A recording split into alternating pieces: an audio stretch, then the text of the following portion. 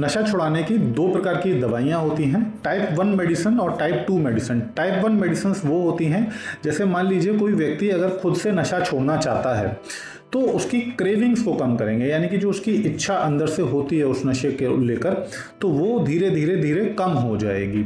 इसी में वो दवाइयाँ आती हैं, जैसे मान लीजिए कोई व्यक्ति बहुत लंबे समय से नशा कर रहा है, उसे 10 साल 5 साल या 20 साल हो गए हैं, अब वो एकदम उस नशे को अगर छोड़ेगा तो उसकी बॉडी उसको नेगेटिव इफेक्ट देगी, जिसे हम विड्रॉल सिम्टम्स बोलते हैं। कई लोग इस वजह से भी नशा नहीं छोड़ पाते हैं क्योंकि उनकी बॉडी बहुत सीवियर विड्रॉल्स देना शुरू कर देती है। तो इन विड्रॉल्स को मैनेज करना, ये विड्रॉल्स में सबसे ज़्यादा होता क्या है, सर में दर्द, बेचैनी, घबराहट और नींद ना आना। तो टाइप 1 दवाइयाँ आपकी क्रेविंग्स को कम करेंगी और साथ ही साथ आपके विड्रॉल सिम्टम्स को मैनेज करेंगी।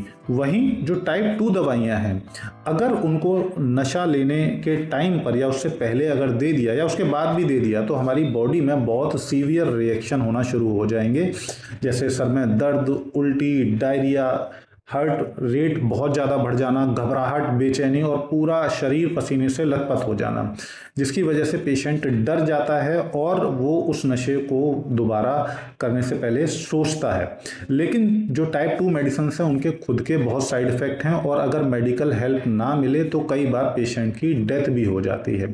तो बहुत सारे जो अनऑथराइज्ड प्रैक्टिशनर हैं जो नशा छुड़ाने की दवाई देती हैं, वो कहीं ना कहीं ये टाइप 2 दवाइयाँ मिलाकर किसी भी अपनी मतलब किसी भी चूरन या पाउडर में दे देते हैं और पेशेंट को खिला देते हैं, और जैसे ही पेशेंट इसको पीता है तो उसकी बॉडी में बहुत सीवियर रिएक्शन हो जाते हैं। तो ऐसी कोई दवाइयाँ नहीं बनी हैं कि जिसे आपने एक बार दिया और नशा छूट गया।